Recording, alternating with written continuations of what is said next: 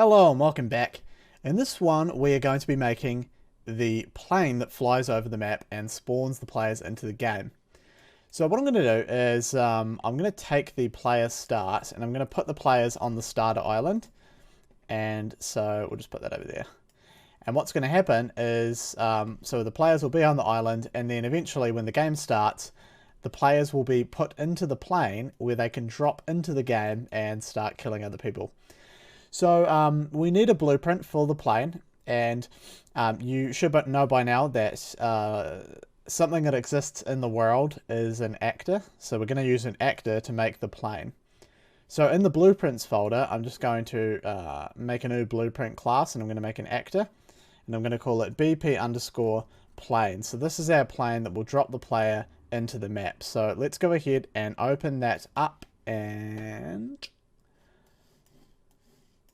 you can see it's completely empty. We're going to add a static mesh, and we'll drag and drop that, and I'm just going to call this plane mesh. Now, I would love it if we had a really good plane asset. Unfortunately, we really don't have a good plane asset, so we can use this one. What do I call it? I think I might have called it plane. SEM plane. There we go. Here's our plane that's going to fly the players in. If we open up UFO material as well by double clicking on it, you can see that it's just a base color right now. There's not really anything going on. You can make it whatever color you want. If you want the plane to be black, by all means, just set the color to be black. Click OK, hit apply, and save. And then if you go back in, your plane will be black. So you can change the color of the plane if you wish. I'm not going to get into any other plane stuff because it's a little bit tricky writing shaders and things. We might touch on that later. In fact, we will for the storm. But for now, feel free to change the color if you want. And we need to turn some settings on for the plane. Now, the plane needs to be replicated, which means that all the players in the game will see the plane, right? It replicates. And one thing here, always relevant. Now, I haven't talked about relevancy. It's a little bit more of a complex sort of game developer thing. But relevancy is to do with whether we want to send network updates or not. And to make matters, to put it simply, right, imagine that someone is on the other side of the map and they shoot their gun. Well, do we really need to know about that? I mean, if they're so far away that they couldn't hit us with the gun or anything like that, we really don't need to send that information over the network, right? We don't need to know about that. However, the plane, I really want to know what's happening with the plane, no matter where I'm standing in the map. So for this reason, we're going to check this box that says always relevant. If you want some more information on relevancy, the Unreal Epic Games channel has a really good video on it as well, but it's not super important. It's basically just a measure to save sending so much data over the network. So we're going to make sure this is always relevant because we always want to see the plane, even if we're on the other side of the map. And we're also going to replicate movement. This means that if the server makes some change to the movement of the plane, it will look the same on clients. And this is kind of important because where the plane is a kind of a big deal. You don't want the clients to be able to be setting that information. And it'll make our lives a little bit easier as we move forward as well. I'm also going to go to something called the lifespan. You can see there's this thing called initial lifespan. Now, the plane's not going to take more than a couple of minutes to fly over the map, so I'm just going to type 120 for the lifespan. And so when it's done flying over the map, or after 120 seconds passes, it will be removed from the map. So really, the job of the plane is incredibly simple. There's not a ton going on with the plane. And we should be able to program this in maybe like 8 minutes, I want to say. It shouldn't take too long. So we're going to start off in the begin play function because the plane's going to start doing things as soon as it begins play.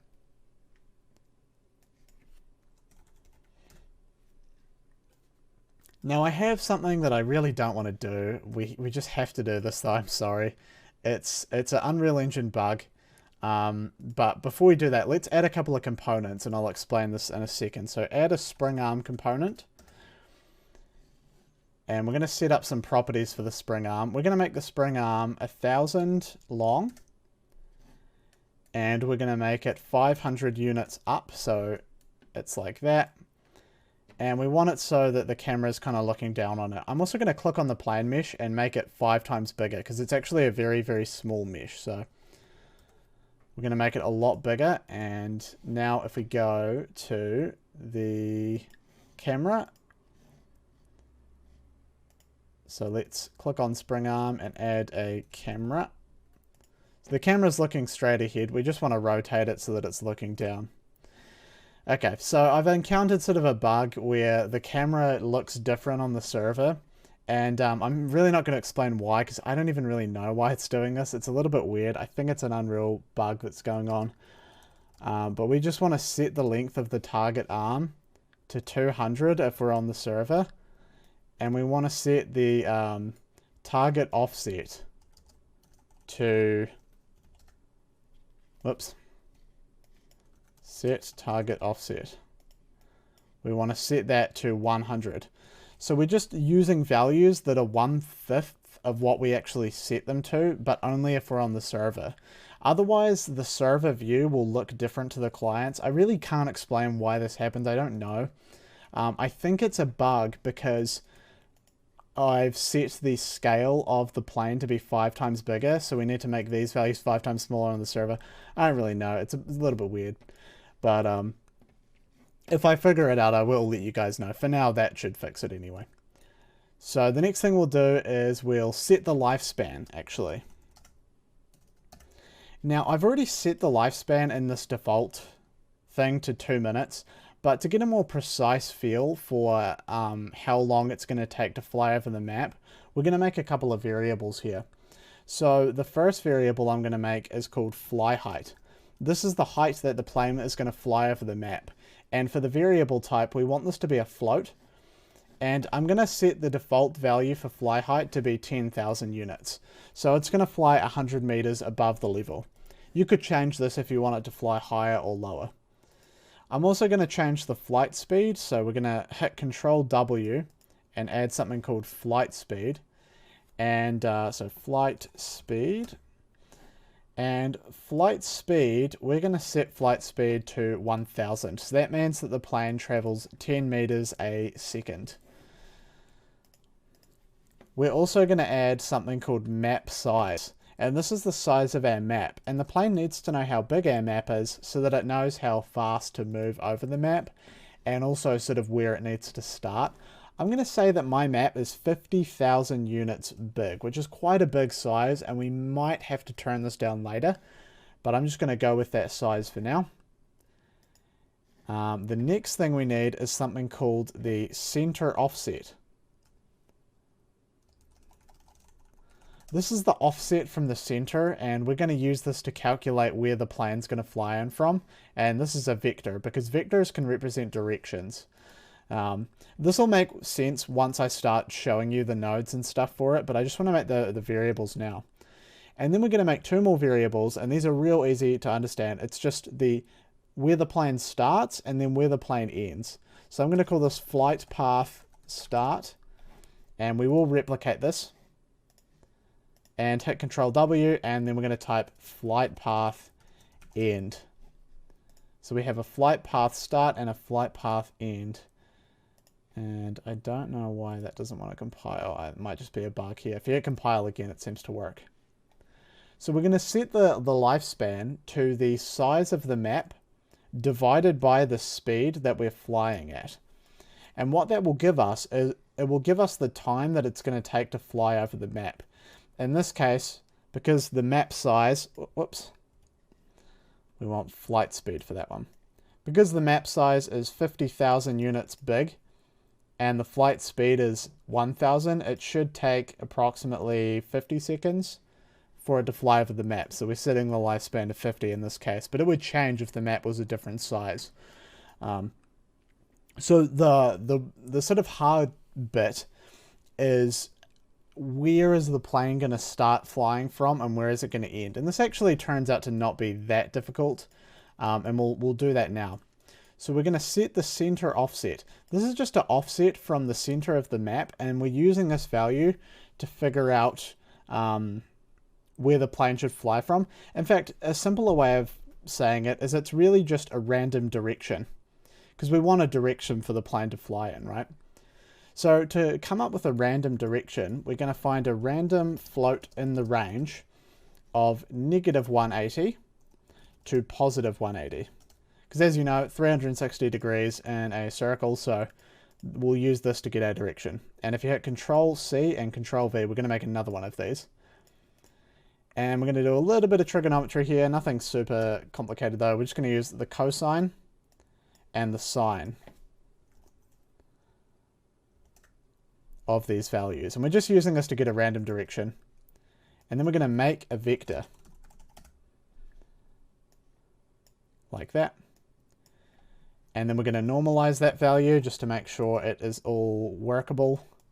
Normalizing is just a way of working with the vector and making sure that its length equals 1. It's just a technique so that when we work with the vector, it's in 1 unit, which makes it a lot easier to work with, basically. Now, we need to know where the start of our flight path is. This is quite simple to work out. To find out where we start flying from, we take the map size, we divide it by 2,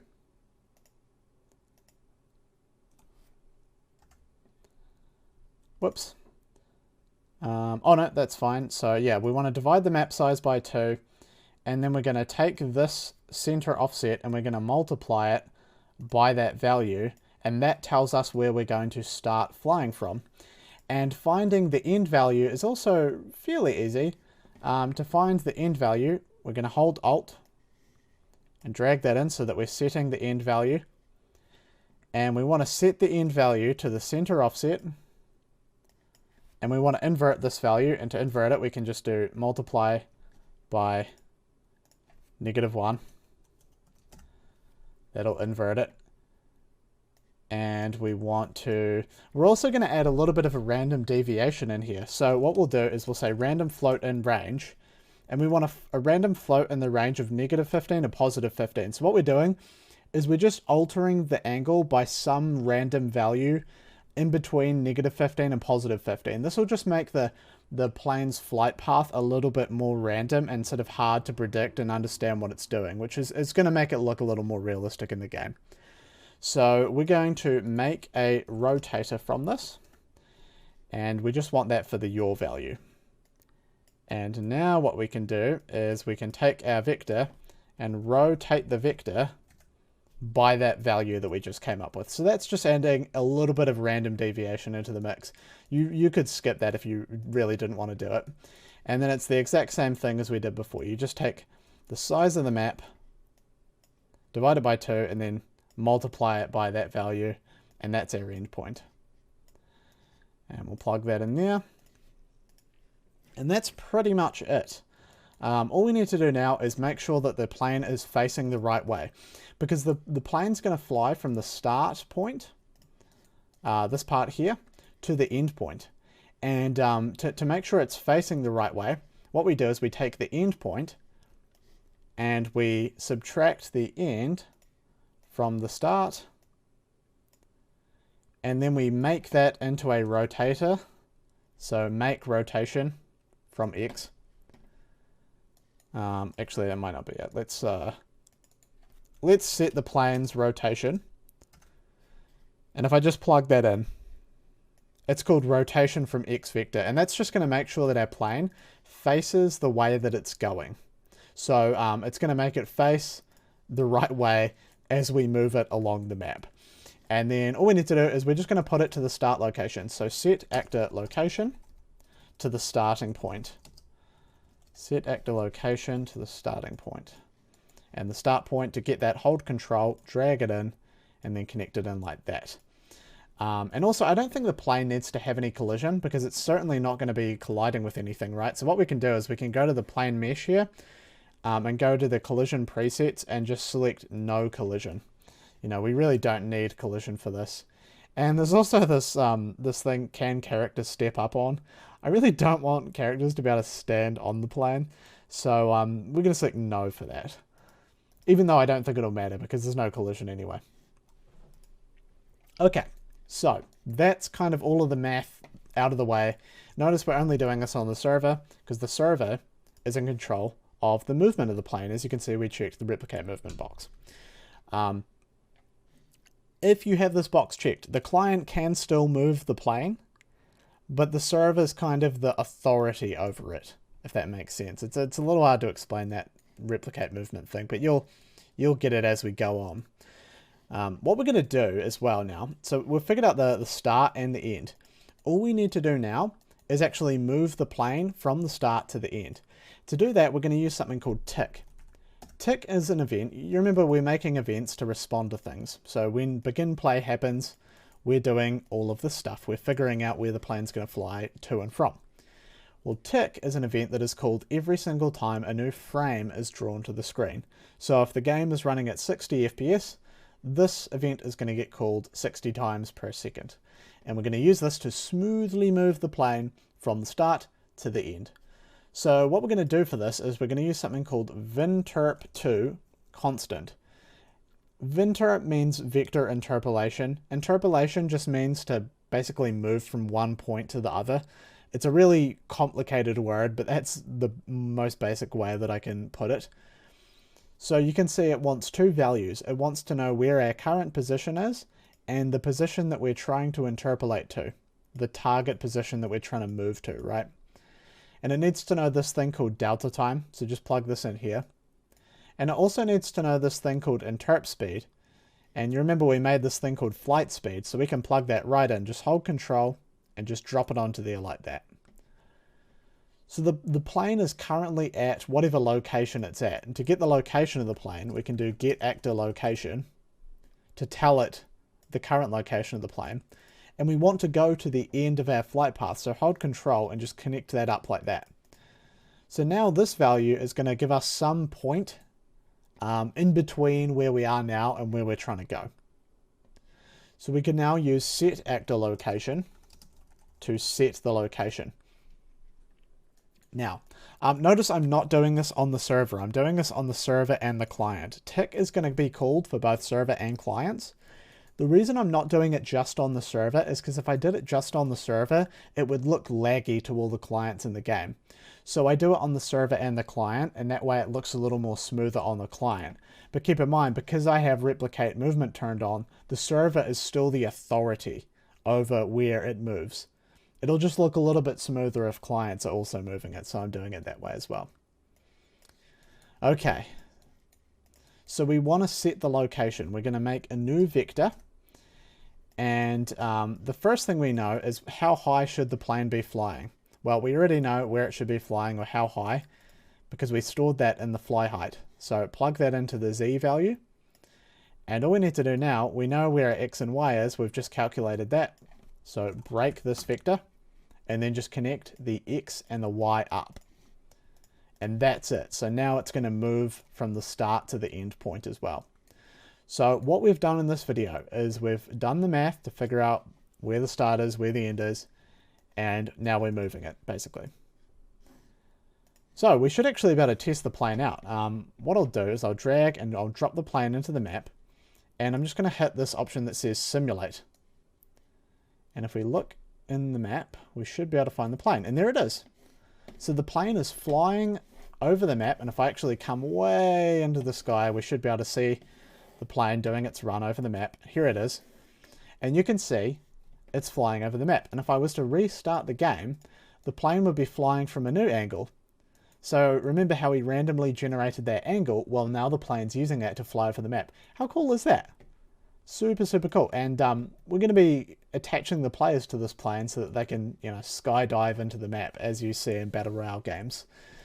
So there we have it. Very cool.